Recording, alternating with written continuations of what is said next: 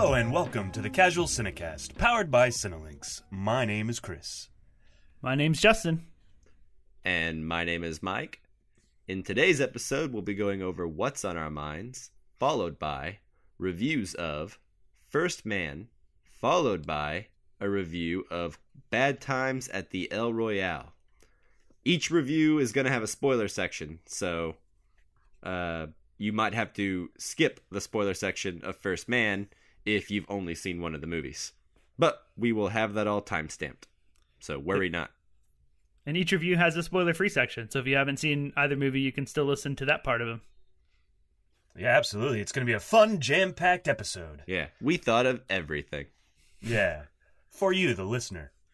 And if you want to let us know what you think about First Man or Bad Times at the El Royale, or stay up to date with what we're watching next, you can follow us on Facebook, Twitter, and Instagram at Casual Cinecast. You can send us your thoughts and questions to casualcinemedia at gmail.com.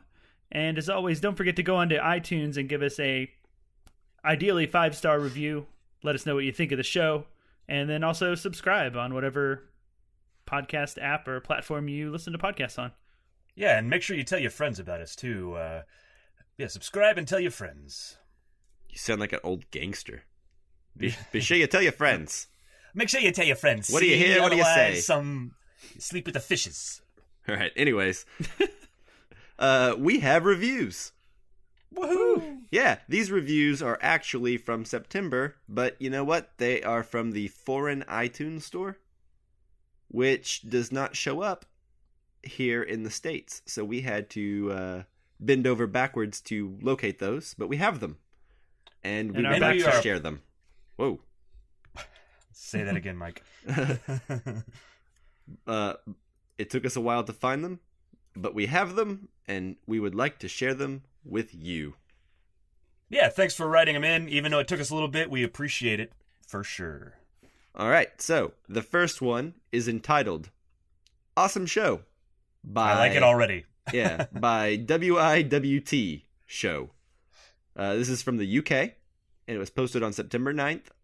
It says, really enjoyed the chemistry, knowledge, and enthusiasm the guys bring to the show. The happy surprise to find the episode's focus on multiple movies was ace, and the insight was excellent.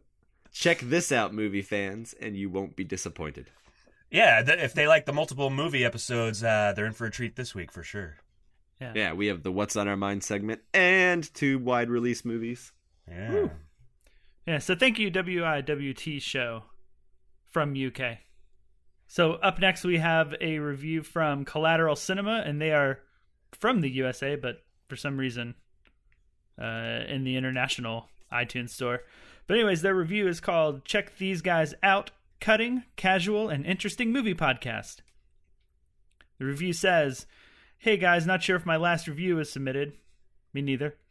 So here's another one. I'm loving the casual approach to film analysis here. Very much what we here at Collateral Cinema are going for. Also, any movie podcast that dives into Criterion Collection movies are always primo. We'll definitely binge this show for the rest of the day. 5 out of 5. Nice. Yeah, that's awesome feedback. It's nice to know the casually Criterion episodes are a hit. By the way, any feedback about those in particular, we will accept as well. Yeah, absolutely. We got the Blob coming up too soon. Yeah, Halloween this month, so we decided the Blob would be a good pick. So anyway, thank you, Collateral Cinema from the USA. Yeah. All right, our next review is titled Smooth Operators. It comes from Australia, and it's CPL_Splintex. And it reads, these guys know their stuff when it comes to films, funny and smart. They are a pleasure to listen to. Keep it up, lads. I like the inclusion of lads. I'm not sure that I've ever been called a lad before, but I like it. It makes me feel like we're friends. Yeah. And I like having more friends. Yeah. Yeah. So thanks, lad. Yeah. Whoever left us that, and thanks for the 5-star review. Absolutely. It always makes us feel good, and constructive feedback is always great. Yeah, all right. So, we have a jam-packed episode. Are we ready to get moving? Let's do it. Yep. All right. Let's move into What's on Our Minds.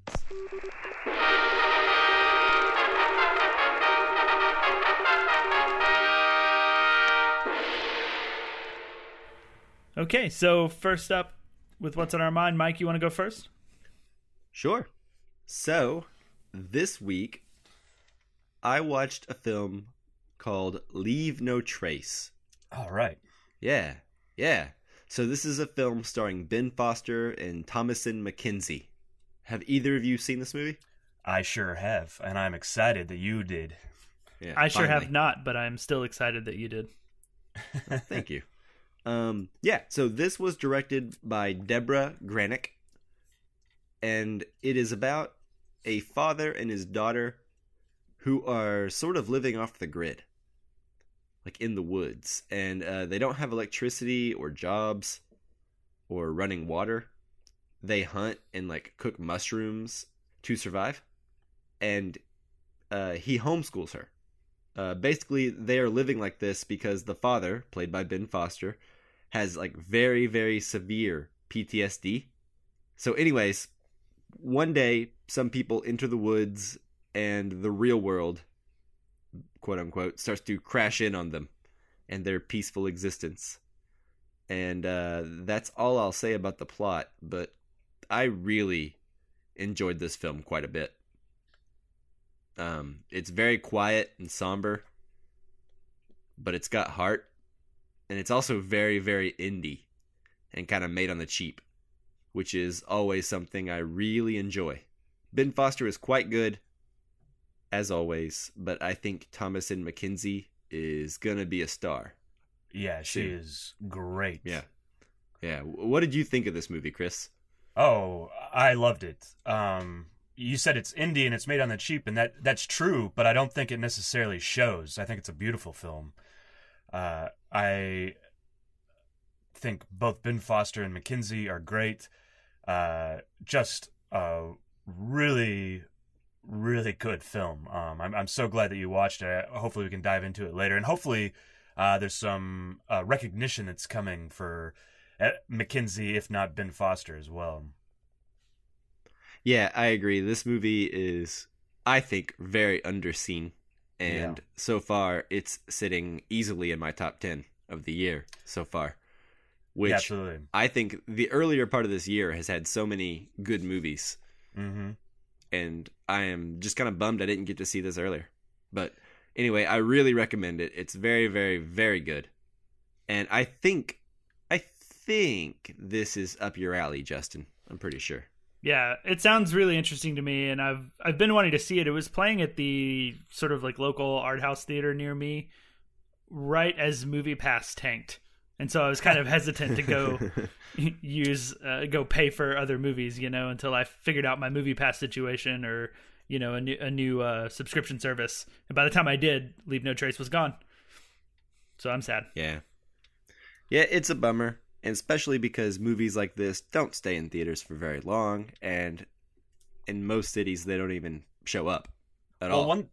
One thing I will tell you is when I went to see this, I saw it on a Saturday night. And I didn't bother. Well, I had MoviePass at the time, so I couldn't pre-order it. But I didn't think that there would be an issue with getting tickets.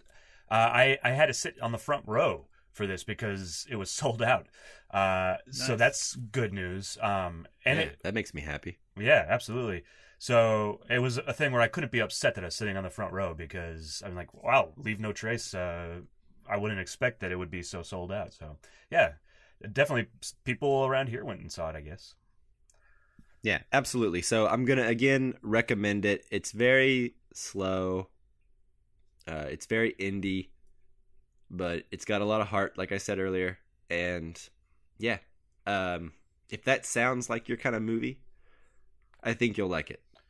Yeah, and I have a feeling this isn't the last we're going to talk of this film this year. I think we'll probably talk about it again. Yeah, I definitely know I will, for sure. So. Yeah. If you listen to this show, you might as well watch it.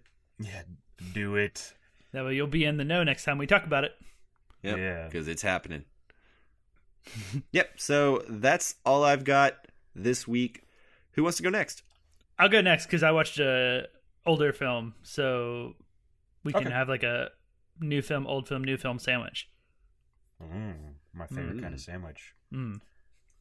Delicious.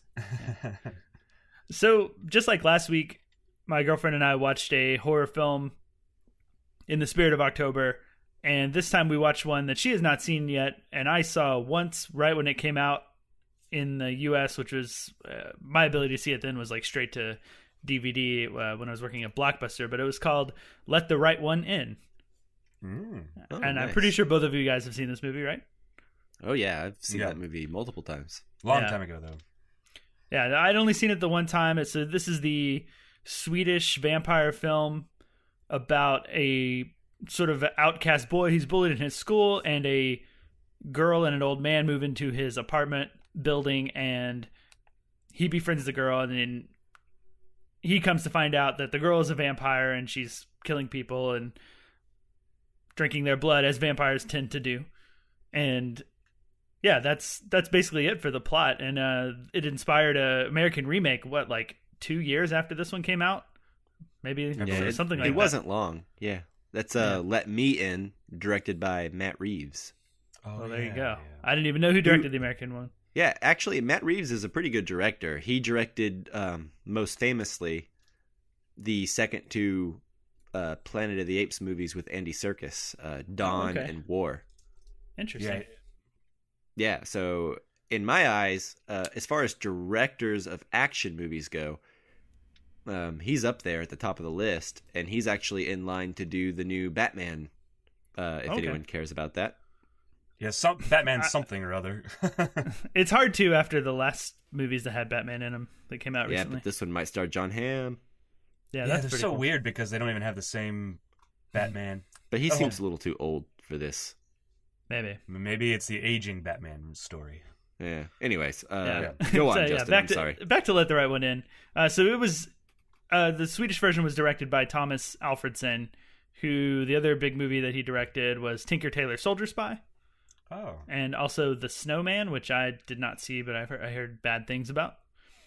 Yeah, so did I. Real bad things. I wasn't super crazy about Tinker Tailor Soldier Spy myself.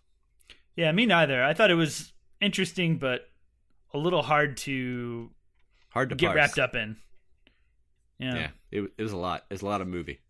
Yeah, and I think on the opposite end of that spectrum, I think Let the Right One In is very easy to get wrapped up in and to, get in the mindset with the characters and like enjoy their emotional journey and get emotional, I think, because like I forgot how emotional this movie is. Like I remembered, I guess more so like the American one and the vibe of that one, which I think was a little bit more horror oriented with a little bit more scares from what I recall.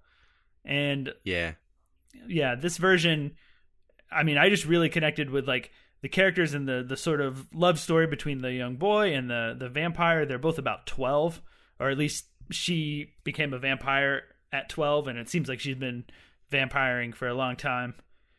And I got really wrapped up in like the love story, friendship aspect of it, and it seemed outside of like the bloody, gory, sort of cool horror stuff in it, like it just seemed like a very sweet movie at times to me, and it just really, really moved me this time in a way that it didn't. When did this come out?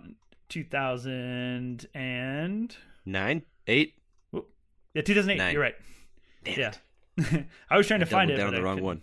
Yeah. So yeah, 2008, which was I guess about 10 years ago. So in that time, I don't know. I guess I've changed a lot, or maybe just all of the scares I knew were coming. Because I remember a lot of the scenes are super memorable in this. Like I remembered a lot of the most like impactful horror type scenes. But I don't. It's a beautiful movie. If you guys haven't seen this somehow, I think most people who are into movies are aware of this film and have seen it.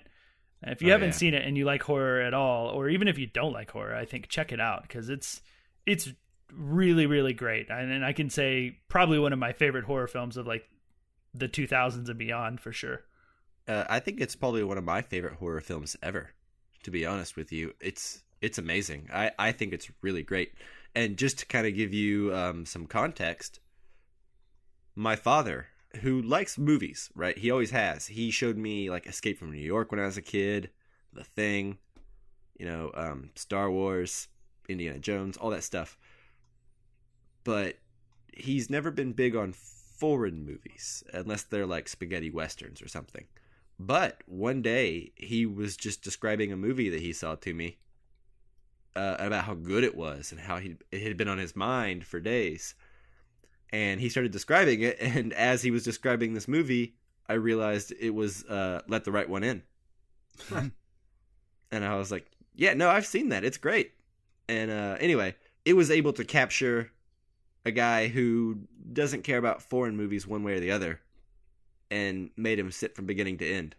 That's pretty awesome. Yeah, so fun fact, it's it's good.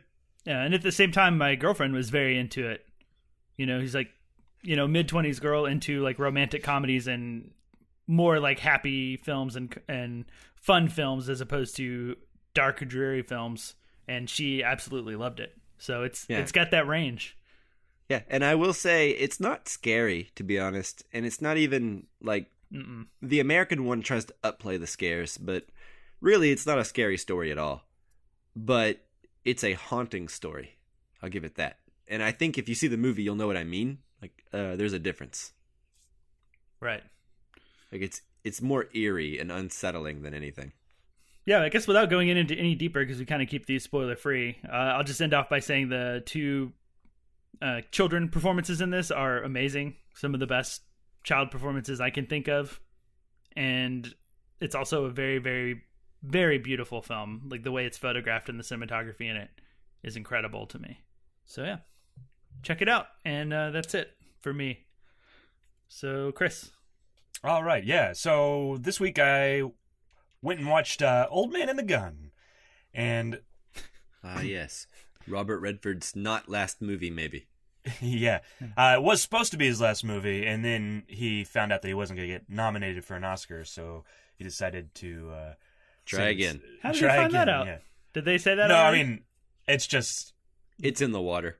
Yeah, you can tell by the buzz, like, that it's not going to be... Right. I mean, he could, but... He might get a token nod, but it's not going to be a winning nod. Right. I was super excited to see this. I think it was on my top 5 movies that I wanted to see in the fall. And, yeah, it's starring Robert Redford and Sissy Spacek, who's also really great, and Casey Affleck. It's about aging, bank-robbing gentlemen. Man, Robert Redford is so charming in this film, and Spacek is really delightful in this. She's really great, and Casey Affleck is solid, although he's not given much to do in this film. It's shot really beautifully. Looks like an old 70s film. It's shot on film, and you can tell. Ultimately, this film is really, really, really charming and has just the biggest heart that you could possibly ask for.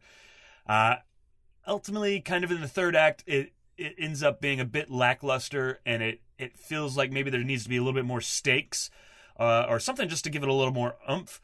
I don't recommend that you go see it in a theater, but rent it and, wrap yourself up in a big comfy blanket and watch it, because it's just so big-hearted and charming. Orders. Yeah, doctor's orders. It's just really great on that end, but there's just a little bit of lacking for it. So, yeah, it was just so charming. That was the thing. It's hard to dislike this movie because it's so big of heart, and Robert Redford's so great in it.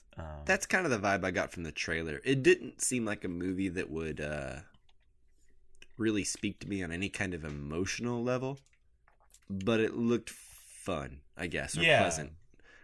Yeah, and pleasant is a good word. Yeah, I like Robert Redford quite a bit. Yeah. Jeremiah Johnson is one of the best Westerns I've ever seen.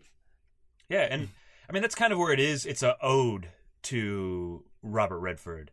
Oh, the other cool thing is a lot of it was shot in Dallas as well. So we're from Dallas, and so we got to see a lot of I got to see a lot of scenes that were shot in places that I recognize. Yeah, David Lowery, the director, is from Dallas. What? That's awesome. A lot of the films that he's made are shot in and around Dallas, probably with the exception of Pete's Dragon, which I doubt was shot in Dallas. But it was probably shot in a warehouse. A Ghost Story, and I think maybe Ain't Them Bodies Saints. Pete's Dragon, man, that was shot in like some coastal place. I don't know. It was pretty. Yeah, I've heard that movie's really good, and I've only seen one David Lowery movie. It's good. Yeah, I'd drop that really. Okay, I'm just telling you what I heard. Yeah.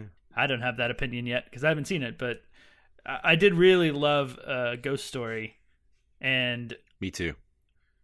I've heard nothing but good things about Ain't Them Body Saints and his other films. And from what I understand about his films and David Lowery as a filmmaker, I wouldn't expect Old Man and the Gun to really have a third act that is typical of like what you would think of with like a robbery type movie or whatever. Like I wouldn't expect it to have like any sort of action packed or intense third act.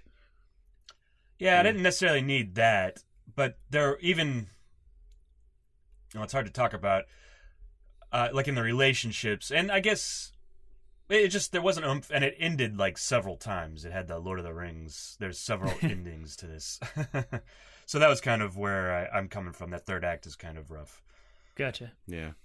Well, it seems like David Lowery has a pretty good career so far. He looks like he can play within the studio with something like Pete's Dragon. Mm-hmm. And then it looks like he can rock the indie circuit pretty well. So, good for him. Yeah, absolutely. I didn't realize it was the same guy. So I'm excited to see it more now. I like Ghost Story quite a bit. The same guy as a Ghost Story? Yeah. Yeah. I think from what I've heard, I haven't seen a Ghost Story. I saw Ain't Them Body Saints a while back. But it's kind of a departure, I think, for David Lowery. I think it's more of a Robert Redford. Well, Pete's Dragon is a departure from... That's true. I didn't realize he had done Pete's Dragon until this conversation right here. So, oh, really? Yeah. So, knowing, because I've seen Pete's Dragon and A Ghost Story, and those are two vastly different movies. Yeah. So that alone just tells me this guy is a talented guy. Yeah. Yeah, absolutely. And it sounds like he's got range, Yeah, because although Pete's Dragon is just fine, everything that's just fine about it is entirely script related, right? The special effects and the direction, the cinematography, all that's top notch in that movie. So interesting. Yeah. I need to go watch that and some of his other films now, and definitely Old Man and the Gun, because I want to really like him based on the one movie I've seen by him because I liked it so much, right? And I want to be super complimentary, but it's a touch unfounded, so I can't say too much about him. But right, and this movie, I don't think anybody's gonna dislike it. I was just kind of, and maybe it's also because it was on my top 5 list, I had a lot of anticipation for it, so maybe I need to watch it again. But I don't think this is a movie that any of us will dislike. I just was hoping for just a little bit more. Hey, I know that feeling. Yeah, that's all I'll say right now. Gonna dive into that more. Yeah. And Perhaps. On that note, are we ready to move on? Yeah, let's do it. Okay. Let's move into our review of First Man. Are you sure? Yeah. Be an adventure. First man to walk on the moon. That'd be something. We've chosen a job so difficult, requiring so many technological developments. We're gonna have to start from scratch.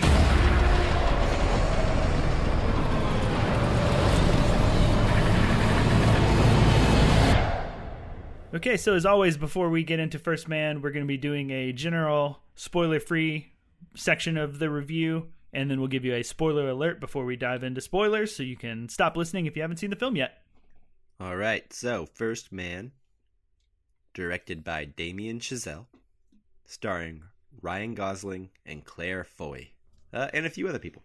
The IMDb synopsis says, a look at the life of astronaut Neil Armstrong and the legendary space mission that led him to become the first man to walk on the moon on July 20th, 1969. All right. All right, guys. Sorry, go on. All right, so who wants to go first? I can go first. All right. I love how willing you are to go first this episode. I know. Gets me excited. Way to be a team player. Yeah, well, you know what? Let's see if it happens next time. You may have jinxed it. Okay, so First Man. This is a film I was very much looking forward to, just for the director alone. I really loved Whiplash, and I thought La La Land was quite good. So whatever Damien Chazelle did next, I was going to be there for. You know what I mean? Mm-hmm. I know almost exactly what you mean. Yeah. Plus, I like Ryan Gosling and Claire Foy quite a bit. Claire Foy I saw for the first time earlier this year in Unsane. Yeah, she was really good in that. Which I thought she was really good in. So I will start off and say, I think this film is good, but it's not going to be for everyone. I personally felt pretty disconnected from it emotionally for good portions of the movie. And I can get into specifics in a bit. However, I will say there are many scenes in this film that I think are great.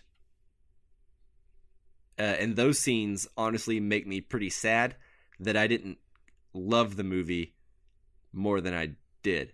I think the rocket and space stuff all worked for me perfectly. I loved how you got the feeling of just how rickety and dangerous these rockets were, and just how crazy these astronauts had to be to brave that and to risk flying into space in these rickety, barely held together, or at least seemingly so, rockets, you know? Mm-hmm. It reminded me a lot of the Tom Hardy scenes in Dunkirk when he's in the old plane. I guess it's not really until you start seeing these planes and old rockets in really big IMAX scenes that you start to really see just how rickety and flimsy they seem, and how like the technology back then was so primitive. Anyway, I think that's all really fascinating. We can get into that in a minute.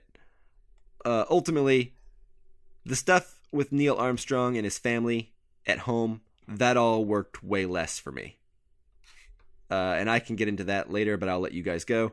I just want to say, First Man, it's a tough movie to love, but it's easy to admire after you've seen it because there's so much great stuff to unpack, but it did feel long by the end of it. So, who wants to go next?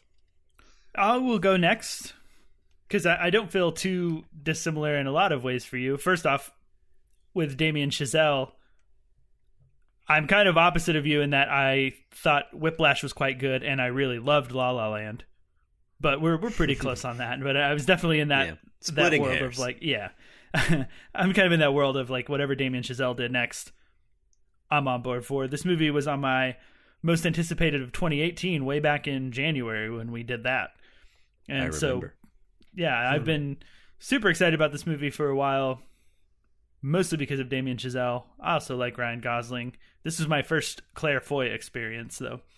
So I feel a lot of the same ways that you do, and I think the movie is good, and I certainly didn't not enjoy watching it or not enjoy myself at any time, but it failed to go to that next level for me. It failed to connect with me on any way other than what you said, Mike, of like understanding the danger that they were in and like the risks they were taking and like just how nuts it was like to pull this off when they did with the technology available. Totally nuts. Insane. Yeah. Like, and I understood that. And where I do differ from you is that I did like a lot more of the home life stuff. And what I really wanted more of was connection to the characters, because the big thing that was missing for me in the film was, like you said, I didn't connect with it. And for me, that was not having any connection with the characters, particularly the Neil Armstrong character. I didn't. Yeah. He's a tough egg to crack in this movie. Yeah. Like, I just got nothing from. So everything that I was experiencing from the movie was very on the surface and just right there in front of me on the screen or in my ears. And nothing resonated any deeper than that for me. And so it failed to add up to be a better movie, or what's the phrase? Didn't add up to be more than the sum of its parts, right? Like it just, each part was good, and it doesn't add up to a great movie for me. Yeah. So I have something to hop off of what you said after Chris goes in regards to the Neil Armstrong character. and the differences you and I have between the home scenes. So yeah, can't wait to dive into that. Is that it? Yeah, but yeah, that's it for now for me. Cool. So Chris, what do you know? All right. What do I know? Well, I'll tell you what I know. So, unlike you guys, I'm embarrassed to say it, but I have not seen Whiplash or La La Land. It's like those are movies that I really want to see, and I just haven't gotten around to it. And that really surprises me, especially La La Land. Yeah. How do I mute Chris? Is that possible? Yeah. Can I just cut that out? You can't mute me. You can't silence me. Anyways, La La Land, I'm sure that I would love. And same thing with Whiplash, from everything I hear and understand. So that is a problem that I'm going to fix soon. But I didn't have any connection with Damien and Chazelle before, other than everybody says that he's great. It was a movie I was looking forward to very much. And, you know, the hype that was built around this from the film festivals and everything is only second to A Star is Born, right? Yeah, I really enjoyed this movie. I think I enjoyed it a little bit more than you guys. I think I may have the same problems with the movie as you guys did, but I just don't think it necessarily bothered me as much. I would say that the movie's probably not great. You're right, Justin, but I think it's a little bit. It's in between good and great, whatever that where is. It is great, it's really great. Yeah. I thought it was a beautiful movie for sure. Ryan Gosling is stoic and silent, which is a thing that he does a lot in his movies. But I still had feelings for him. I connected to him probably a little bit more than you guys did. And I thought Claire Foy was really good opposite of him. But where this movie... feelings for him. I thought you were about to say that you were like, the movie's beautiful and Ryan Gosling is also beautiful. I thought that's what that goes without saying. I think that's what you wanted to say. Yeah, subconsciously, but I stopped myself first. But like you guys, where this movie really stands out for me is the space sequences. Oh man, the way they are able to pull that off and put you in Neil Armstrong's shoes. There's one shot where he's getting into the capsule, and like I felt the claustrophobia of getting into that capsule on a giant bomb, and it was just like, I've seen horror movies that are less scary, obviously, than this. You know, like getting in that little capsule and the way they are able to put you in his shoes and make you feel what he's feeling is amazing. And the other thing I think that this movie does really well is, side note, this is a lot like Last Temptation of Christ. It takes a look at something we've seen a lot of, but it looks at it from a new perspective, right? And I think that movie, or this movie, does the same thing with the space race, and it really humanizes what the space race is and what it took on the human level to be the first man on the moon, right? And ultimately, I think it's kind of a really good meditation on grief, and that's where it really spoke to me. So that's how I feel about it. Now we can dive in deeper. So the one thing that I do want to talk about that I really enjoyed about the movie was the look of the film.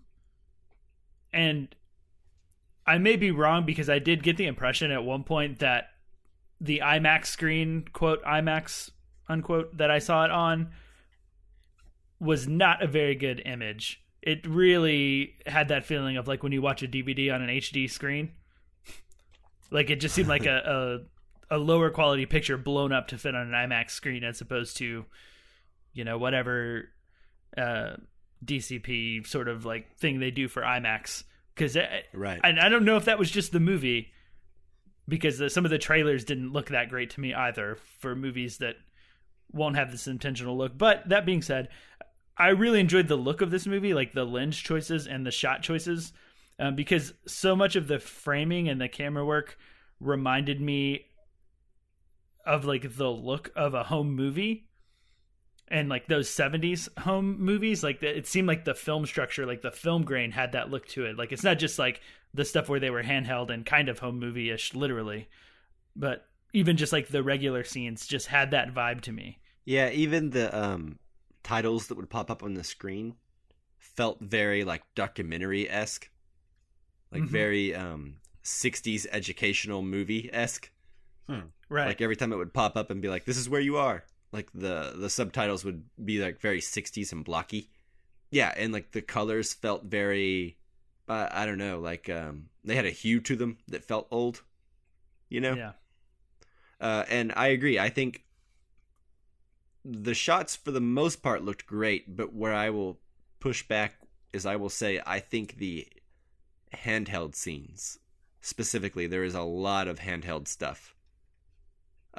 Just around the house, hanging out, conversations, people lighting cigarettes, people doing all kinds of stuff that is unnecessarily shaky, in my opinion. And I personally found that to be really distracting, but I don't really hear a lot of complaints about that elsewhere, so I feel like I'm probably alone in that. But yeah, too much handheld, in my opinion. Yeah, I actually thought that the handheld, to go off what Mike said, kind of leaked in from the space stuff. I felt like it would get really shaky in specific moments of stress in the family situation. And I may not have picked up on it like you did, but I just thought that it was mirroring the space stuff with the shaky cam. I can think of two scenes specifically where I noticed it. And there's one scene where Claire Foy's character is at home and she's lighting a cigarette. And for some reason it's shaky and does a little zoom in on her when she lights it, like it's a handheld home movie. But I didn't like it, and it drew attention to itself. And there's another scene very early on where Neil Armstrong looks over at a fireplace, like a family get-together or some kind of party, and he sees a child that may or may not be there. One shot it's there, one shot it's not there. But both shots, it's handheld and equally shaky. And I found it to just be a little distracting. But I think it has to do with that look that they're going for, like Justin mentioned earlier, the home movie look. But yeah. I don't know, it felt a little on the nose and a little distracting to me at times. Yeah, I did notice it a couple of times. Like, there's a lot of the movie where I wasn't really conscious of whether the camera's handheld or not, but I'm with you that there were a couple of times, and I don't remember specifically. I think one of yours sounds like one of the moments that it caught my eye, but there were times where I was thinking about the handheld movement of the camera as opposed to paying attention to what was actually happening on screen as much as I should. So I totally understand where you're coming from. Yeah, and I think that's pretty nitpicky because, like you said, most of the time it's not noticeable, but every now and then it does bring attention to itself. And I'm not a super huge fan of that. But that's mainly, like Chris said, all the stuff in space and like in the planes, every time they're in the rockets, that camera work, I think, is perfect. Yeah. It's just the stuff that is unnecessarily handheld, I think, that feels weird to me. But sure. Yeah, that's all I had to say about that. Beyond that, I agree with you. I think the movie looks really great. It's a lot more unique than I thought it was going to, like, unique looking than I thought it was going to be. Like, it didn't feel like Apollo 13, which is very, like, sharp and crystal clear looking, and looks like a very beautiful. It feels like a Hollywood movie, whereas this feels like almost like an educational movie, like I was saying earlier. Yeah, I mean, it reminds me. Have either of you guys seen For All Mankind, the documentary? Yes. The NASA documentary that's on Criterion Collection? Yeah, it's great. Yeah. A lot of the footage reminded me of the way that footage looked, and I have no doubt in my mind that they were watching that film a lot in terms of like getting ready for the look of this film. Oh yeah, that movie was on my mind frequently as I was watching First Man. Yeah. It's hard not to be if you've seen it. Yeah, if you guys liked First Man or you guys are interested in space, whatever, check out a documentary called For All Mankind. It is fascinating. Yeah, well worth your while. Yeah, it's like footage taken from astronauts in space. It's crazy. Shots that, quite frankly, I'm surprised aren't more famous than they are. Like right. Iconic, crazy stuff that I didn't even know existed. Super cool. And it's directed by Al Reinert, who is the screenwriter of Apollo 13. So I think that guy just knew a lot about space and stuff. Because I don't think he's done much else. That man knows his space. All right, so Does anybody have anything else, or do you want to? We have a listener question we can go into. Yeah, I say we do the listener question and then go straight into spoilers because it's all pretty fact-based in this movie, most of the stuff. And so it's probably easier to get into spoilers because... we know how this story ends, basically. Yeah, basically. Okay, so this question comes from Matt Ward on Facebook, who asks, how did you feel about the duality of the film, which evokes both Christopher Nolan and Terrence Malick? Did you like home life or work life better, or the same? So I'll hop off of that first, since I've kind of already touched on it, and I'll just be brief. I think this kind of goes with what I was mentioning earlier about the camera work, I guess, which would be the Malick stuff, the at-home stuff. Yeah, that stuff didn't work for me in this movie. It felt like it drew a lot of attention to itself, but the work stuff and all the rocket stuff, I think, was filmed remarkably. I think it all worked perfectly there, and I think the look is really, really great. But what I would also say is I got vibes of Kubrick more than Nolan during a lot of the space stuff. The docking sequence? For sure. A lot of Kubrick in there. But that makes sense because Nolan is heavily inspired by Kubrick in some of the most obvious ways ever. So I think that's a normal comparison to make. So yeah, that's my 2 cents. Yeah, there's definitely a separation in this. I don't know that one works without the other one. Like if we don't have the family sequences, I don't think the film is as good for sure. But I definitely would say that my favorite part was the rocket stuff for sure. I think that this film is very much 2 parts.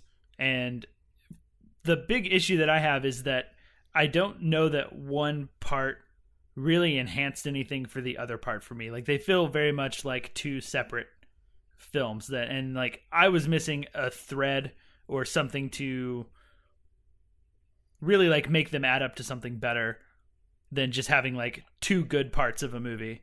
And so I don't know that isn't intentional, but for me it didn't really work because like for the work life part of it, for him doing the rocket stuff, like it really didn't work for me in any way other than like surface level. Like I didn't particularly care. I wasn't particularly interested or in any sort of like suspense. It was just kind of like, yeah, that's dangerous. That seems very scary, you know, and that's kind of all I got out of it. And so for me, I like the home life stuff with him at home better, and more than him being at home, I like Claire Foy a lot in the film.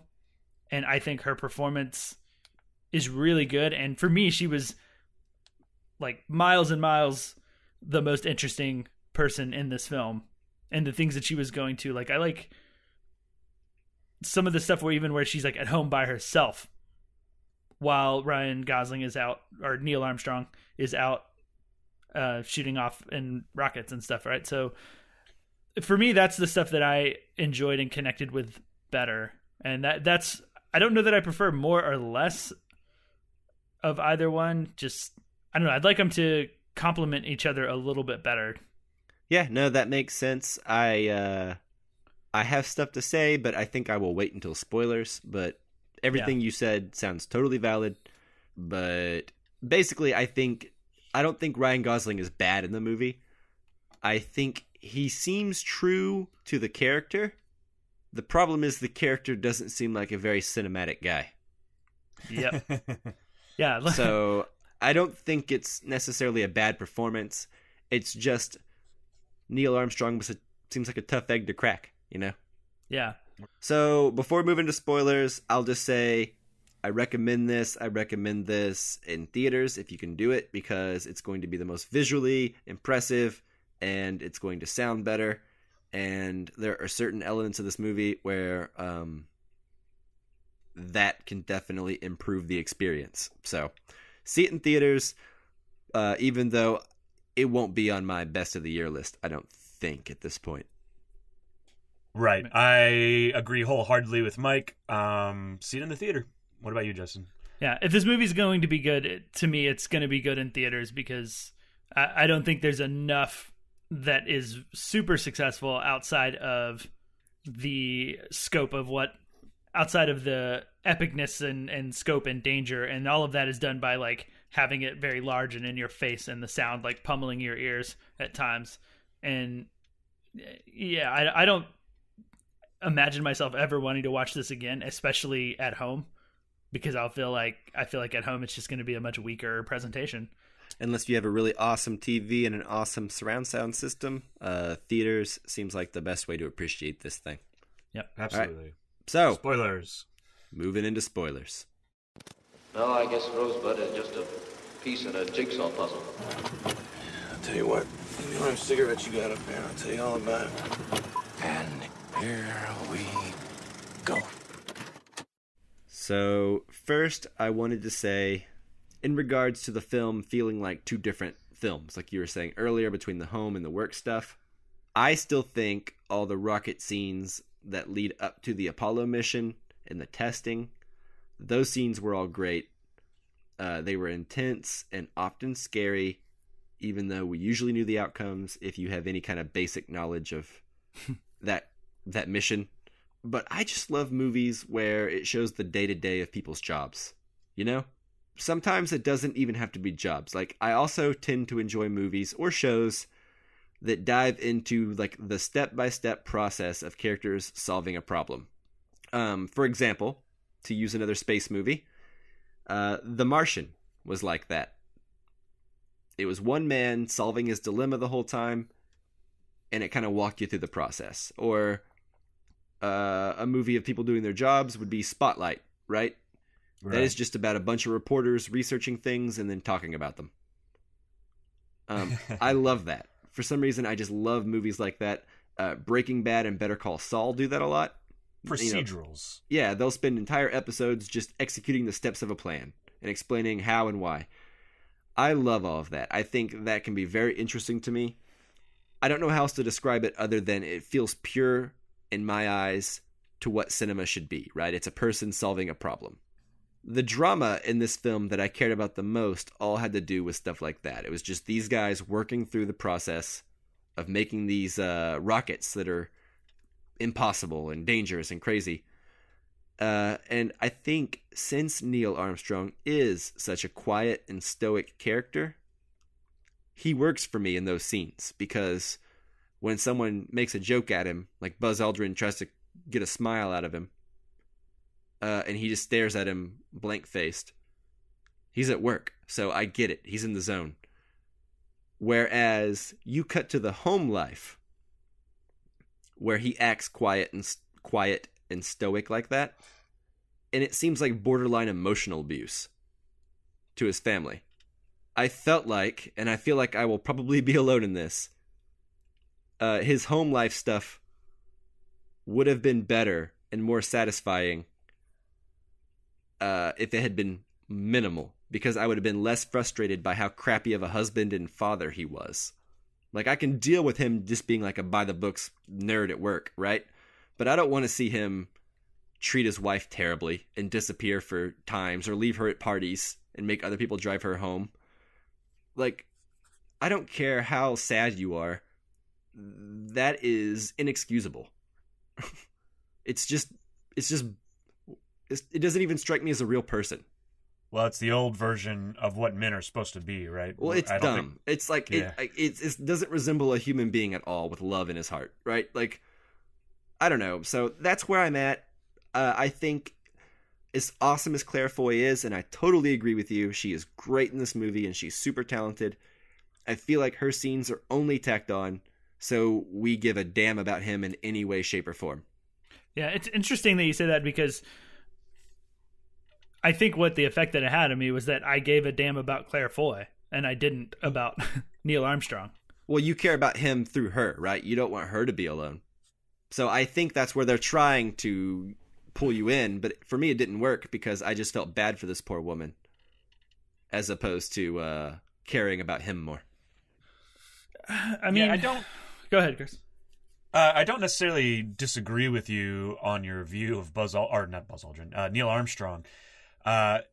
He was very emotionally distant, and a heart-wrenching scene is when he has to tell his kids that he's going to the moon and he may not come back, and the scene where the son, he's passed it on to his son essentially. His dad may not come back, but he's just going to shake his hand, right? The older son. And so he's passed this emotional distance on. And this is where the movie really works for me. And where these two things, where both of you guys didn't get the tied in of the movie, the home life and then the work life. And where it ties in together for me is when he's standing on the moon all alone. This is a man that has emotionally distanced himself from everybody in his life until he's finally on the moon all by himself. He can't be any more emotionally distant from anybody, and that to me makes both of the pieces work together. I do want to say that I do think that scene where he has to tell the kids, like, for me, that was the best scene in the movie, because I do agree that is the one part where everything seemed to be coming together to really make like a great scene. Like, it's one of the scenes in the movie that I thought transcended just like, part A, home life, plus part B, work life, equals like something greater, right? Like, this is the one scene in the movie where I was just really feeling it and really into it. And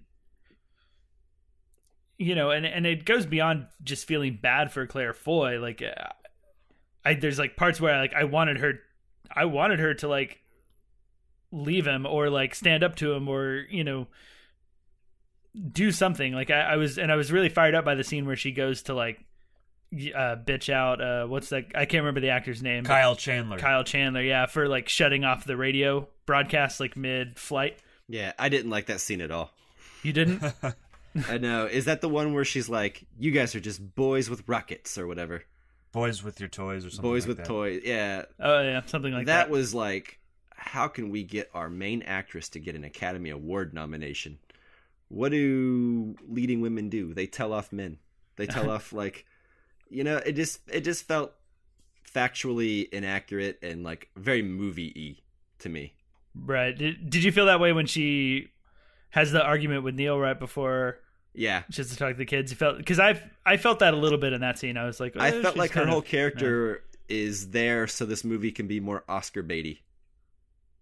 To me, like, I think that's my problem with it, which is like, I think she's great in it. I think she's wonderful, but I don't think the movie's concerned with her at all, other than to try to just add some emotional stakes in somewhere.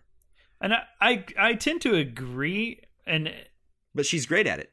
Yeah, that's where I feel like I definitely want more from the movie and what things that disappointed with me, because I agree in the sense that it never really comes to mean anything for her or for her character by the end of the movie.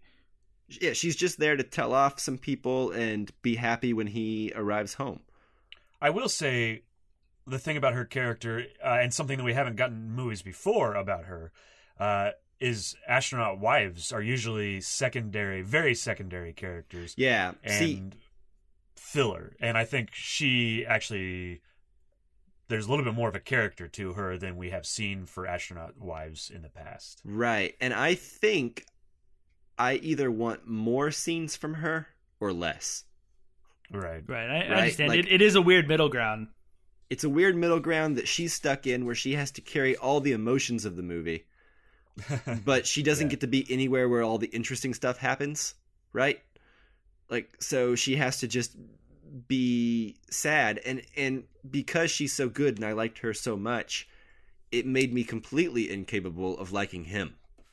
So I kind of want to go off of what you said about, or what we all said about this being like a sort of middle ground with like the home life, because I also felt the same way about the work life, is that it was kind of a middle ground. And I think we're kind of dancing around the same thing with two different sort of views on it. But like you said, Mike, you want to see like these people solving their problems and like stay with that. And I think the movie doesn't give me enough of that either, because sometimes we make very large jumps in time where they've had a problem before, and then all of a sudden we're a year later and they're doing something else and that problem has been solved. And we don't really get into how or why or see any progression of that for the most part.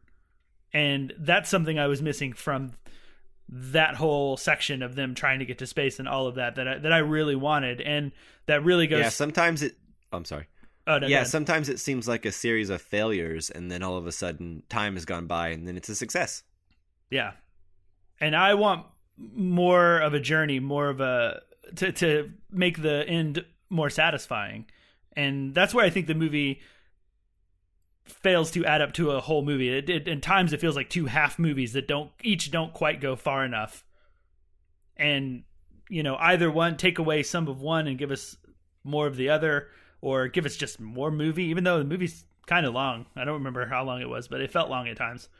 Yeah, it did feel long by the end, and I agree. I think a little more of either the work life or the home life would have helped make it feel more balanced, I guess. I don't know.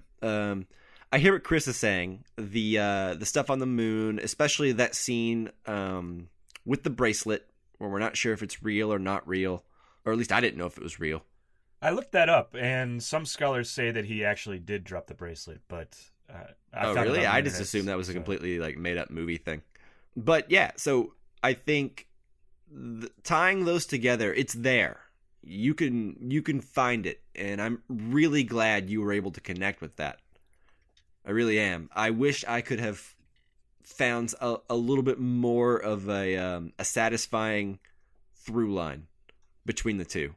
Yeah, that makes sense. And I could see how both sides don't quite tie together. I think that's a common complaint about this film. Just for me, that scene where he's on the moon all by himself looking at the Earth, I thought Buzz Aldrin was there. Well, he hadn't come out yet.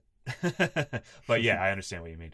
But I just thought that tied everything, that fit his character, having pushed so many people away. So it really worked for me.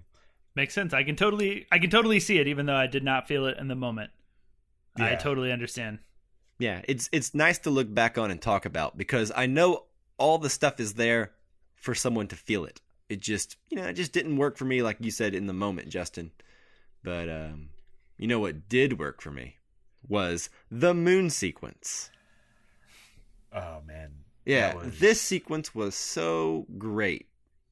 The movie just felt so confident, and it looked good. It really felt like they were on the moon. Oh, also, just a side note, there are actually 2 shots of 2 different American flags on that moon. So, even if there is no shot of it being planted, the American flag is there. So, just shut that controversy down. Yeah. That's what I say. Man. I just saw, right before we recorded, another Yahoo article on controversy about the film's lack of diversity, even though the film is historically accurate to the gender and race of the people involved. Yeah, that's really just an American criticism of the 60s. Right. In NASA. Yeah. Although Hidden Figures, they were... Yeah, that's true. They could have shown those people. Anyways, I don't want to talk about the controversy. So back to the moon sequence. It's real good. Mm-hmm. So let me ask you, how did you guys watch it? Did you guys watch it on the IMAX? I watched it at the AMC Faux IMAX. Faux Max. Same. I did the AMC. I actually signed up for the AMC A-list. Kind of unrelated, but I have that now, so I'll be going to the AMC a lot more. And I really hope my experience is better than these, otherwise I'm going to be sad for the next 3 months. Yeah. I'm thinking about doing the Cinemia thing once my AMC 3 months is up, but then I have to pay $10 more a month. I actually signed up for the Cinemia because it's closer and I get to choose what theaters I go to. So I signed up for that and canceled my A-list. Good for you. And this has been your subscription update. Yeah. But so I saw it in the IMAX, the FOMAX, and I thought it was really great. If I had to pay for it, the full price, I don't know that it's worth $20, that last sequence. I think just seeing it on a big screen at a regular theater would have been okay. Yeah. What do you guys think? I would have been very annoyed had I paid $20 to see it. Yeah. Very annoyed. I don't think that sequence alone is worth the price of admission, but I will say that the sequence is pretty beautiful. Yeah, it's a great sequence for sure. The way it goes into the IMAX view or whatever, when it comes out of the pod. Yeah. And the sound goes out, and it's just so well done. That shot, that's another example of that first-person perspective as he comes out of the pod, and it kind of just pans up, and you just see the scope of the moon. And I don't think I've seen a lot of space movies, but I don't think I've ever seen something like that. Where it felt that authentic. Yeah, absolutely. It was great. Yeah, no, I agree. This is the best moon sequence I've ever seen. It felt a lot like For All Mankind. Is it better than the part from Transformers: Dark of the Moon, where the Transformer wakes up on the dark side of the moon? You know, I don't know nothing that can I've really seen top that one. Oh, I didn't hear what either of you guys said because you talked at the same time. I don't know that I've seen the Dark Side of the Moon, Transformers. Oh, nothing can top that. Transformers should be in the Criterion Collection, really. I don't know if I'm gonna go that far. I'm joking. Wait, are you serious that you like that sequence? No. Or no, okay. Not really. I don't know. I don't remember it. I'm serious that I haven't seen it. Yeah, I'm not sure that I've seen it either. So last thing I want to say before this is I feel like I've been kind of harping on the movie a lot, and the reason I'm so harping on it is because it's so close to being a much better movie, and it makes me sad that it's not better. So it's good, and I want to just get that out there. It's certainly good. Yep. I'm really focused on those parts that just didn't quite make it better because I wanted to like this movie so much more than I did. Yeah, no, I agree. It's good, not great, which makes me sad because both of Damien Chazelle's other movies I thought were more emotionally satisfying, and this one doesn't seem as concerned with that, and that's okay because what it does do, it does great. But ultimately it didn't all come together to make my top 10, but it's easily a good movie that I recommend to most people. Absolutely. All right. So are you guys ready to move on to Bad Times at the El Royale? Let's do it. Yeah, let's go. First time at the El Royale? You have the option to stay in either California or Nevada. I always wanted to stay in the honeymoon suite, even though I'm not currently on my honeymoon.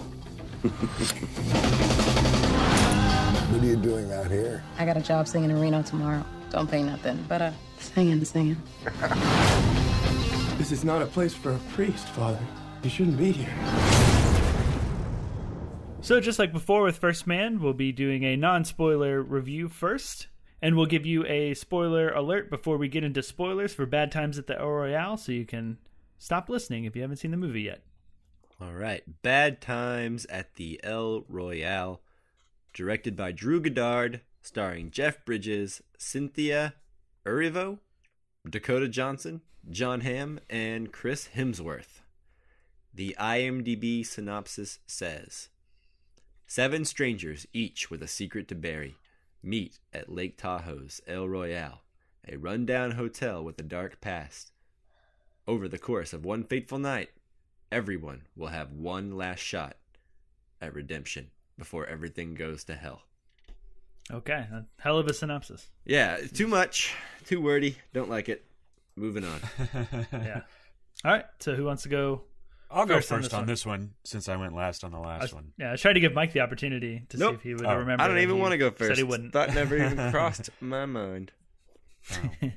Yeah, so Bad Times at El Royale. This is one of the movies that I was... El Royale. At the El Royale.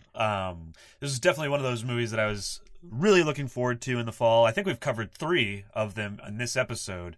3 of the 15 that we had on our most anticipated list of the fall. So big episode, really. Monumental.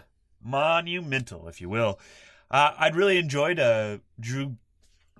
Is it Goddard or Goddard's? Is it Goddard? I think it's it Goddard. looks like Goddard to me, but I don't know. But yeah, Drew Goddard? But Yeah, Luke that looks Goddard. good. Goddard. Yeah. Well, I'd really enjoyed Drew Goddard's previous films, and I was looking forward to this one very much, and it has a solid cast.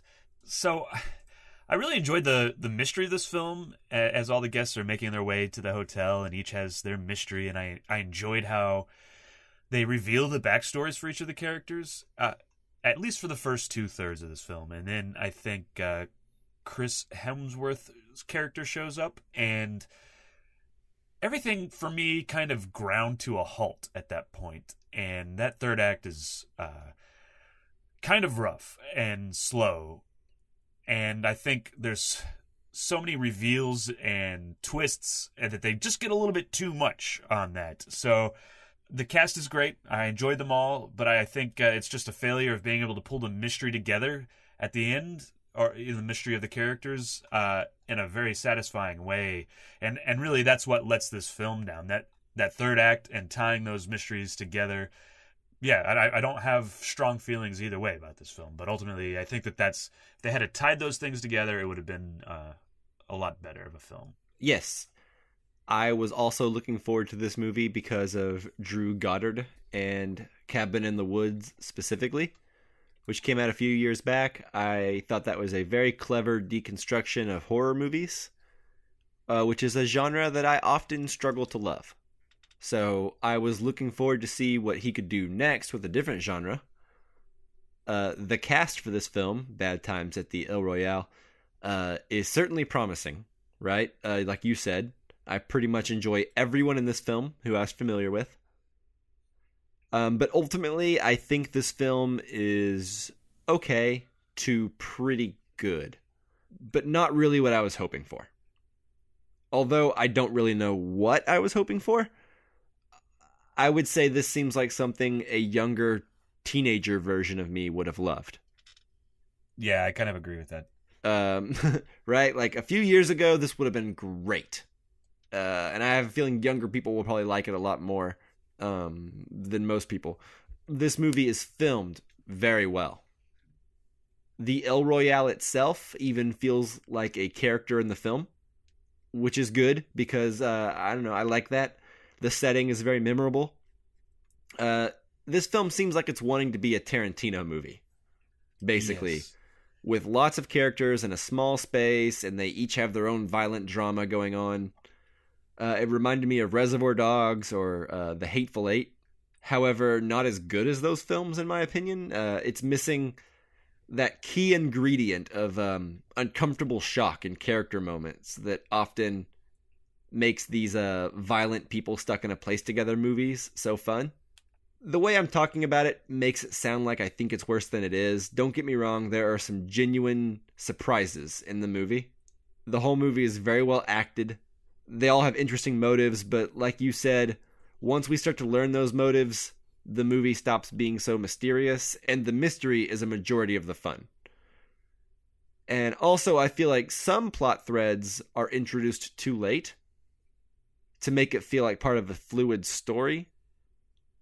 We can get more into that into spoilers, but basically, there are some mysteries that are already wrapped up and resolved by the time a certain larger-than-life character enters the fray. So overall, I liked it, but it could have used a lot more character stuff to make me invested in anyone besides like maybe one or two characters. So that's where I come down on it. Okay, so for me, I absolutely loved Cabin in the Woods. It was one of my favorite movies that year. I've watched it a number of times since. So I was very much looking forward to Bad Times at the El Royale. Yeah, I like that movie quite a bit too. I haven't seen it since theaters, but this makes me really want to rewatch it again. I've seen it a couple of times since it came out on Blu-ray, and it's just as fun and just as awesome as I remembered it being in theaters. Wonderful. I can't really speak highly enough about the movie, but this is a Bad Times at the El Royale review, so I guess I'll talk about that film if I have to. So I was extremely disappointed in this movie. Probably part of my opinion is peppered by my anticipation of it once I learned that it was Drew Goddard and from the same director as Cabin in the Woods. But I felt nothing but disappointment for the last hour and a half of this movie, roughly. It's about 2 hours and 20 minutes is the runtime, and I was only interested for about 45 of those minutes. And from then on, the movie just lost me, and I kept waiting for it to pick me back up again with some sort of resolution to all of the mystery that it was building, or to all of the character traits that was going to hook me back in and like be really satisfying. And it never grabbed me again at all. I found, like you, Mike, that it was very much reminiscent of a Tarantino movie. I think if this film had come out in the mid-90s, it would probably have a different place in cinema history than I think it will, which I think it'll be forgotten. Yeah. Well, here's the thing: is like Tarantino can still produce a pretty good like people in closed-in spaces movie. You know, because Hateful Eight I thought was pretty good, right? But I'm trying to figure out what exactly about this movie is missing that those movies have. You know. I mean, to me, it's. I mean, I don't want to get too much into it, but like the script and the writing is where this movie falls short. Like the plot seems to drop certain characters and bring in other characters in a way that doesn't feel organic, in a way that doesn't feel satisfying. It wraps up characters' stories in a way that doesn't feel satisfying. And just like on a character level, I was interested in almost no one. Yeah, well, that's kind of what I was saying earlier when I did compare it to like 90s films or Tarantino films, as I was saying, it lacks that key ingredient of like uncomfortable shock and character moments where you care, right? Yeah, like and I think it goes for them, and it goes for them. But like for example, like in a Tarantino movie, like a character moment can just unfold and it wrinkles the plot even more, and you're like, oh my goodness, like. I have to dissect the dynamics between these two characters and what this new revelation means. Whereas in this movie, every time a character reveals something, it just feels like plot, as opposed to organic character development or something. Yeah. Like it feels like a movie. It feels like a movie that wants to be just the coolest movie and have all of this stuff that unfolds and kind of makes you go like, whoa, or like, oh, that was cool. And a ton of this movie to me feels like cool for cool's sake, as opposed to cool for what feels right for the story and the characters. That's the vibe I got a lot. Maybe. I can see that, maybe. I'll have to get specifics from you. Sure. I guess last thing I'll say is that I feel like the story is doing a bit of what Tarantino has said he did with Pulp Fiction, where he takes these stories we've heard 100 times and puts a twist on them. And to me, I felt like lots of the stuff in the movie was stories that I've seen before that are a bit cliched, but it seemed like the twist was mashing them all together as opposed to doing anything too unique or interesting with the cliches themselves. Yeah, makes sense. All right.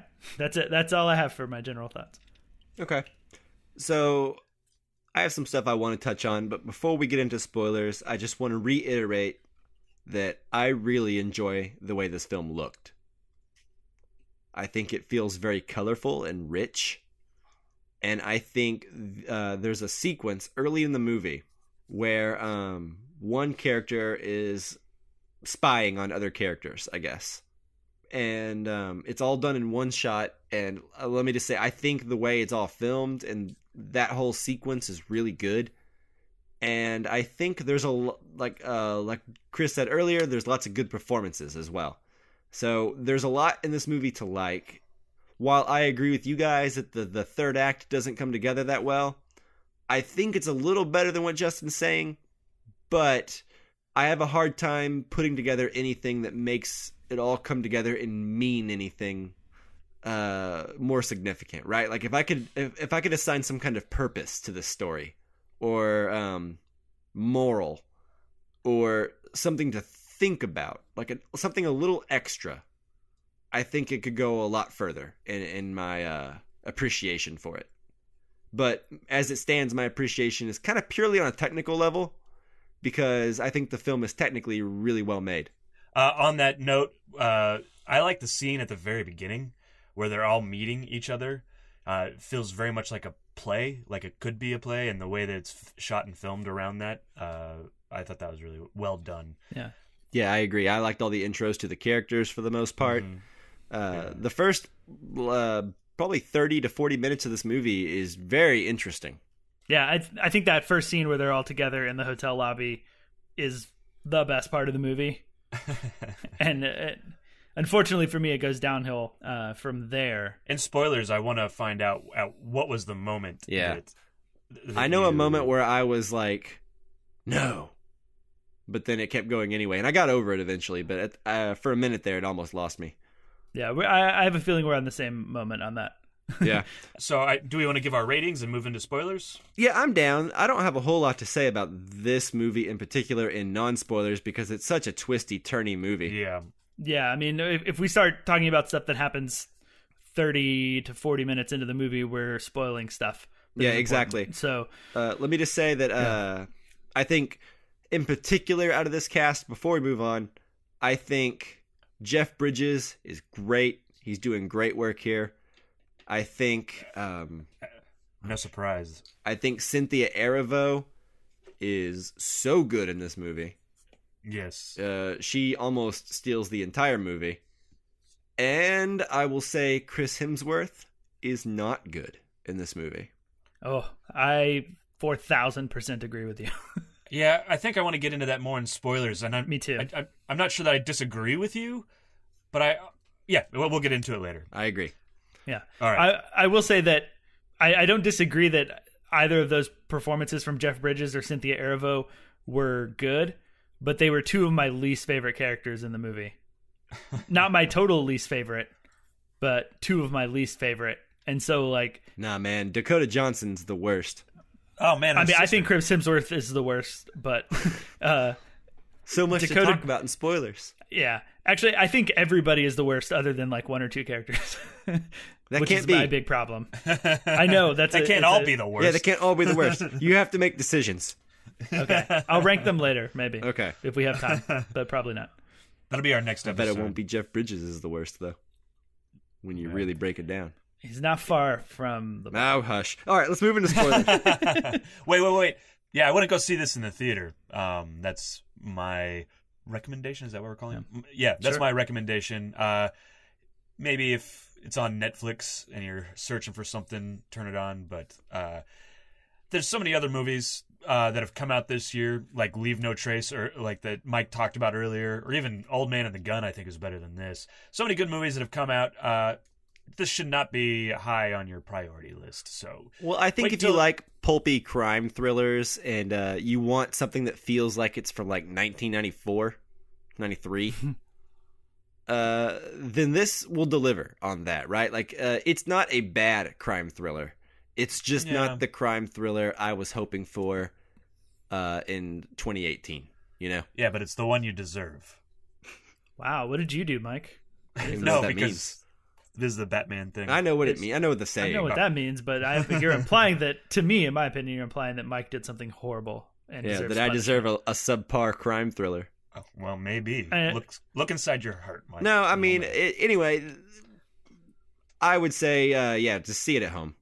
But still see it. If you think it looks good, there's a lot there to like. I don't think it's quite as bad as Justin makes it out to be.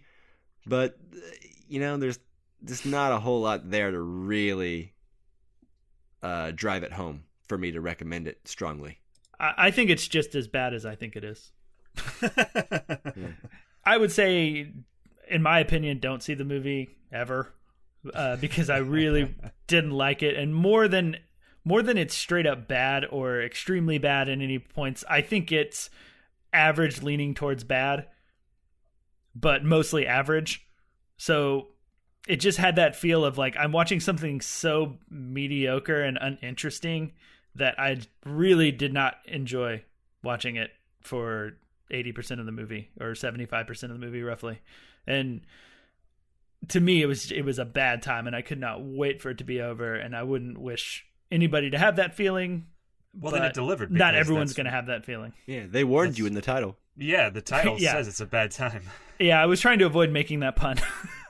But since you guys we have done did it for you. I had extremely bad times at the El Royale. So, yeah, okay. All right, so spoilers. No, I guess Rosebud is just a piece in a jigsaw puzzle. I'll tell you what, give me one of them cigarettes you got up there, I'll tell you all about it. And here we go. Justin, what was the moment that the movie lost you? When John Hamm died. Yeah, I knew it. I figured that would be it because I really didn't want it to happen then. And I was like, no, surely he's alive still somehow. Yeah. He, to me, was by far like the most interesting story and had the most interesting things going on. And not just like he died and that's okay, fine, but none of that part of the story seemed to matter later on. Like it just felt like everything dropped off. Yeah, like I think the only real tie-in that he had was he was there for that film that they were talking about at the end, right?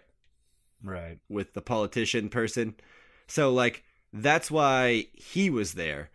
But yeah, no, I totally agree. I think the movie kind of sells itself on the fact that 7 strangers arrive at this hotel and they all have a secret, right? But three of them know each other. In my eyes, I thought the implication was that there would be some kind of common thread through their secrets.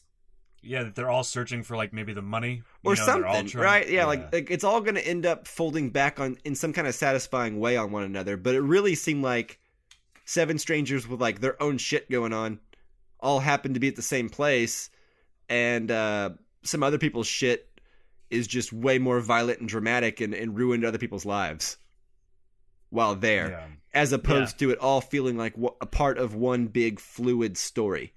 And I kind of mentioned that earlier. And I also said, I think Chris Hemsworth's character enters the fray way too late. Yeah. Like, agreed, yeah. We don't see him until the 3rd act. And by then, we've already wrapped up like 3 or 4 mysteries, killed off 2 characters that I liked, you know what I mean? Or 1 character that I liked.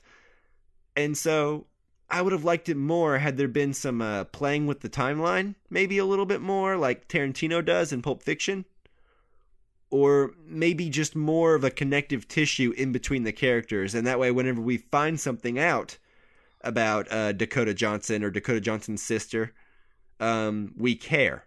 Yeah, I never cared about the sister. I didn't care about Dakota Johnson or her sister. It seems like the only reason they're there is so Chris Hemsworth can end up being there.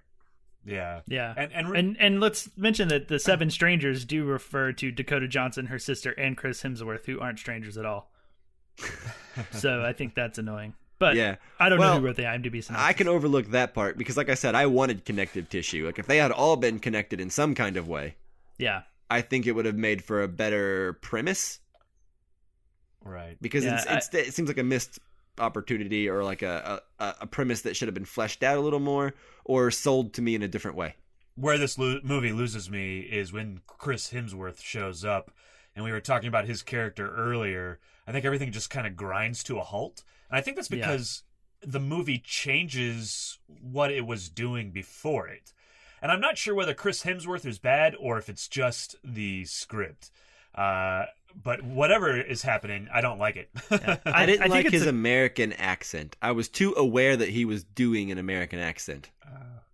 Yeah, that didn't really bother me, I don't think. I think it's a couple of things. And one is what you're saying, that the movie changes. Because before it's doing this mystery thing where these characters are all trying to do different things and they're affecting each other. And Chris Hemsworth just comes in and then makes it all about Chris Hemsworth is bad guy. Now all of these guys are together. And that's what the movie becomes about, is them versus Chris Hemsworth for the rest of the film. And pretty much drops everything else that it's been doing. And the other thing is that I felt Chris Hemsworth performing the hell out of this. Like I felt like he's trying to channel like Leonardo DiCaprio in Django Unchained, which is another Tarantino sort of reference, but like I felt like I saw that role better in Django Unchained, and I felt like I saw Chris Hemsworth doing similar things to Leonardo DiCaprio, like hitting the table and yelling, and like maybe it's partially the accent.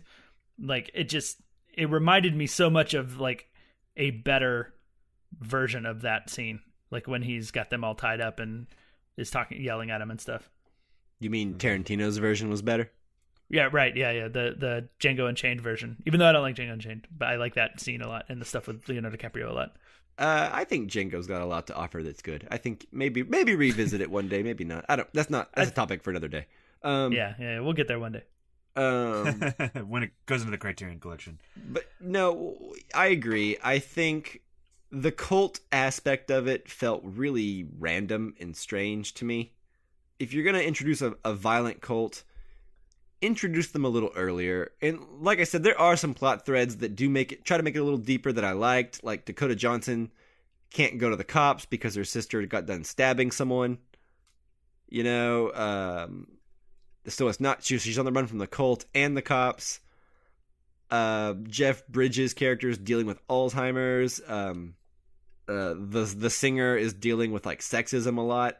So there's trying to be some cultural touchstones in there where they're trying to comment on stuff here and there, but it's not really, it doesn't amount to anything worth it, in my opinion.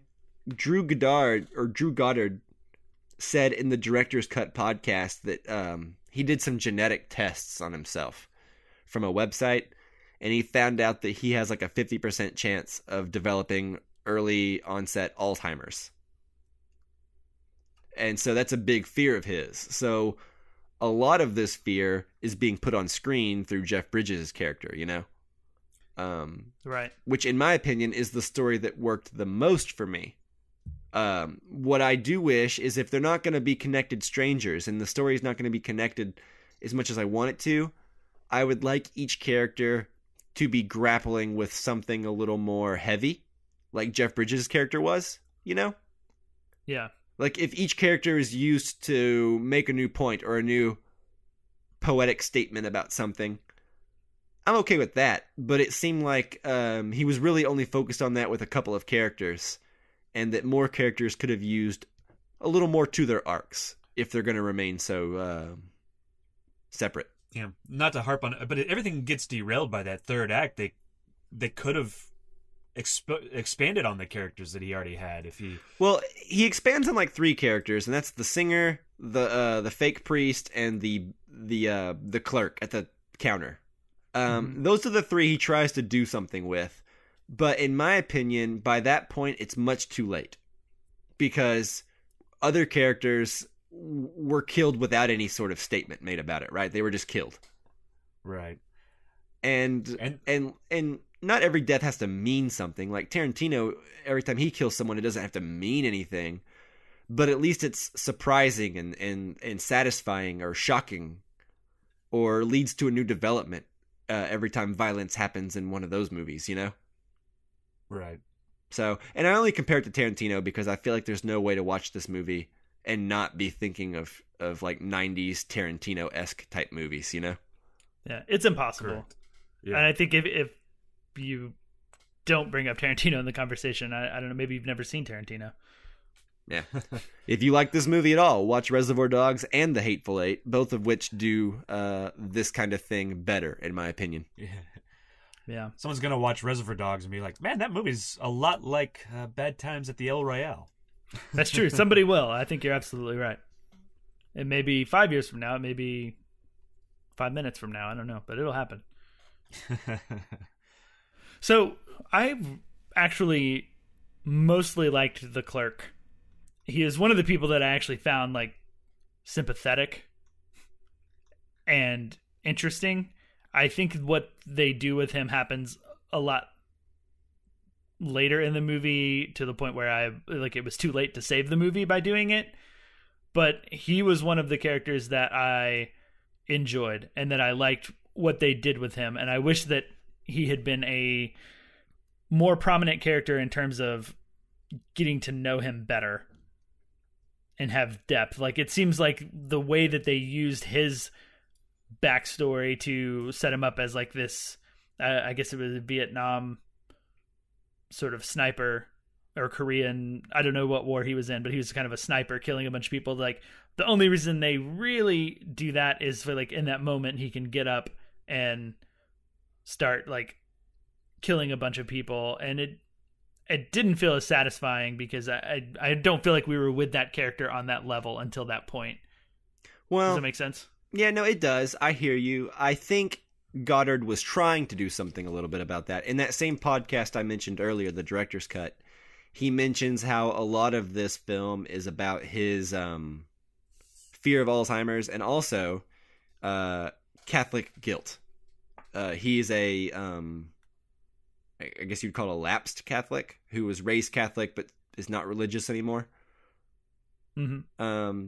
As someone who was also raised Catholic and is no longer very religious anymore, I totally identify with that. A lot of Catholicism has to do with guilt and feeling guilt and wondering if you've done enough to be forgiven, etc., etc. that aspect of his story I also identified with as well, the same way as Jeff Bridges' character. Like I said, I liked the three characters at the end who we end up surviving with, and whose stories actually have some sort of commentary of some sort about something. The clerk's character's story, it was set up well enough, I think, at the beginning with the drug addiction and his guilt. What I would have liked to have been explored more, what would have been the betrayal of Jeff Bridges' character to him at the end, when he finds out that Jeff Bridges' character is not, in fact, a priest and can't save him. I would have liked that to have been explored a little bit more before the ultimate end, right? Where he ends up asking forgiveness anyway. Right, and there's a bunch of imagery in that last shot where he's asking for forgiveness. And I'm not sure what he was trying to say, and I never felt anything, because it is hell, everything's burning around him. And then you have Jeff Bridges on one side and the singer on the right. And, of course, he's laying right on the state line between Nevada and California. Is he trying to say something about, reminded me of, the angels on the shoulder, devil and angel, on the shoulder whispering to you and stuff like that. Right. Well, there's lots of questions in that last scene alone, right? Which is is being a soldier, does that make you automatically a killer who needs to seek forgiveness? And then also, if you're forgiven by someone who's not really an authentic believer, does it mean anything? There are several questions that it asks, but it doesn't ask them in a way to where I think you realize you're supposed to be asking the questions. Yeah, and it's not emotionally satisfying in any way, or it doesn't have in my opinion, a thematic resonance from anything before, Right. Yeah. It just doesn't add up. And part of what felt that way for me at times, and Mike, you were very complimentary of the way that the film looks and the technical aspects of the film. I felt like there's a good portion of things in this film that happen almost for the cool shot, or the cool shot happens when it doesn't need to. And I felt myself the film taking time to do these shots that didn't really do anything for me. And I think I don't know. I also feel like the film is about 30 minutes too long. Yeah, agreed. It's too long. That last flashback, even though it was interesting about the bell clerk, the bellhop, I kind of rolled my eyes. I was like, what? We're going to do another flashback now? Yeah, and I'll go say, every time they did any flashback, to be honest, I wasn't super into it. I would honestly like those things to be unfolded more through clues and dialogue, which would have been much, much, much harder and would have required much more dialogue. But I feel that makes it feel more like a play, right? If you're going to embrace the play aspect and hanging out in one area for a long time, lean into that. Don't break the immersion by giving us a bunch of flashbacks every time a new chapter starts, where it gives us exposition somewhere else. Let me find out that Dakota Johnson's running from a cult and kidnapping her sister, and that her sister stabbed somebody, through more than flashbacks. The TV stuff at the beginning when we find out that someone's been stabbed, that was good setup, right? Then you flash back to a cult where two girls fight, and it's we're somewhere else that we've never been before. Give me that through character and acting and writing. Don't give me that through a flashback. That seems like cheating. Yeah. And I think that really hurt the movie in my eyes, which is we broke away from the El Royale too much. Right. Mm-hmm. While I agree with you, everything you said, I did enjoy Jeff Bridges' flashback. I thought that looked really cool. I liked the masks that they were wearing. Yeah, that was filmed really well with the snow. Yeah, and the image with the snow and the money coming down. We don't need it, but it was really good looking. Well, 1 or 2 is not bad, right? But if it's called Bad Times at the El Royale and it's about 7 strangers meeting at the El Royale, give me the flashbacks at the beginning, right? And then get us to the El Royale, and then everyone be there for the rest of the movie or something, right? But yeah, I don't know. It felt like breaking away from what the movie should have been. Yeah, I really had to go to the bathroom at one point in the movie, and as soon as I saw we were entering another flashback, I was like, okay, now's a good time to go. Like that's how the flashbacks felt for me. I was like, I can go to the bathroom now and come back, and it's not that I won't miss anything, but if I do, it's going to be something I probably don't care that much about, and I'd rather just be back in the main story. Yeah, makes sense. So I agree. Did you guys, and this is really specific and nitpicky, but how did you guys feel about the amount of singing that Cynthia Erivo does in the film and the amount of screen time we are listening to her singing? I thought that was fine. I didn't mind it at all. I thought she was a good singer, and I think her scenes were pleasant. So and I like them. While she's singing, it kind of works as score for the movie. Like there's other things going on. I did like the scene with her singing and Jeff Bridges digging up the floor and how everything had to be timed well. And I thought that was well done. So yeah, I didn't mind it. No, yeah. I think that was the best use of it. There were other times I remember there's a scene where she's just, when we first see her singing and practicing in the hotel room by herself before a bunch of stuff has happened, and they're walking around in those like that hallway with like the two-way mirrors. Like I remember that scene to me, it just felt like it lasted like 10 minutes.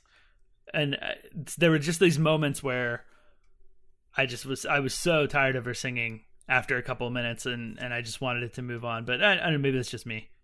I just thought it was kind of maybe like overuse of that device is what I would say. Oh, okay. I don't know. I disagree a little bit there. I liked that whole scene in the mirrors, like with John Hamm, and he's like looking in all the rooms and stuff. I wouldn't change that scene at all. No. I think that scene they do a lot of it in one shot. Yeah. I think that's all great. I liked the slow pacing. I liked hanging on her singing. Yeah, I think it was a good addition to the movie. It made her character feel unique, and I liked the song she was singing. I like the music. I like that kind of music. So, I hear what you're saying, but it didn't bother me at all. Okay. All right. Anybody else have anything? Yeah, I don't have anything. Yeah, I really loved John Hamm's accent in the beginning. Like, I could tell that it was like intentionally bad and that wasn't the real accent he was going to have. But like his whole character, when they first meet up and he's talking about like, can you see my accoutrement, my luggage here? Like, clearly I'm getting the honeymoon room or something like that. It's like that whole vibe of what he was doing. I really enjoyed that. Yeah, John Hamm was great. In my opinion, my favorite part of the movie. Yeah. But I quickly had to scramble to Jeff Bridges once he was down. Yeah. Nobody grabbed me the way that John Hamm did in the beginning. So it's like once he was gone, and I'm pretty sure he was gone like 40 minutes in, right? Like 45 minutes? That sounds right. Just roughly. Yeah. Like once he was gone, I just, I struggled to get back into it. Yeah. So, I was glad when Dakota Johnson's character finally got shot because she shot John Hamm. Yeah. And I was like, well, the thing about it is like, I don't fault her for it, but she seemed proud of it and she seemed to think he deserved it. And I was like, well, hold on there. That's not true. You don't know what's going on. He was trying to like help out what he thought was a kidnapped girl. Yeah, and it was a kidnapped girl. Problem is that kidnapped girl was a stabbing, crazy murderer cultist. So, really, Dakota Johnson deserves it for trying to save her crappy sister, who also deserves it. That's another thing that that was a crazy girl, and I thought that there was going to be some sort of reconciliation, but like where Dakota Johnson realizes that her daughter or her sister's gone too far, or I don't know. I never understood that character. The little exactly. Sister I feel like much. Her character was the one who got the least to do, I guess, or like the least satisfying arc. But hers is also like the most important arc because she's the one bringing the Chris Hemsworth character to all these other people, right? Yeah. So like it seems like her only purpose was to get him there, and then she was quickly discarded. Last thing I'll say is I liked the ending of the movie better, where Jeff Bridges and Cynthia Erivo just walk out of the hotel room and it's burning, and we go to credits from there. I remember not like the bit where they're in Reno and she's singing and Jeff Bridges comes and watches her. I felt like too much for me. You know what I mean? It kind of goes with what you're saying, Mike, of like, it's bad times at the El Royale. Like, I don't really want to leave. Yeah, it feels like a studio tech on. I have no idea if that's what it is, but I just didn't get anything from it. Like, I thought the shot was beautiful of her dress when she comes out on the stage, and we see the shot from behind, and like her dress is very sparkly and like lighting up and stuff. And like she would otherwise be in like almost complete darkness, her back, but we see like the sparkles of her dress. I thought that was a really pretty shot, but yeah, I agree. The scene wasn't necessary, other than just let us know, like, hey, don't worry, you know, these two that you liked made it out. All right, well, that does it for me for the movie. Anybody got anything else? Nah, it seems like we're all pretty much in agreement. If this were on a scale of 5, I would probably give it a 3 or maybe a 3.5 if I'm feeling generous. I don't think I'd go to 3.5, but yeah 3. I certainly don't want to watch it again, but I also feel like there's enough technically good there, and I could see how someone would like it enough to rate it 3.5. Yeah. But I don't know. If I were a younger man, I feel like this would be a lot better. Maybe. Yeah, if I hadn't seen as many movies do similar things much better, it might be a better movie, which if I was younger, I would have seen less. So, yeah, I'm with you.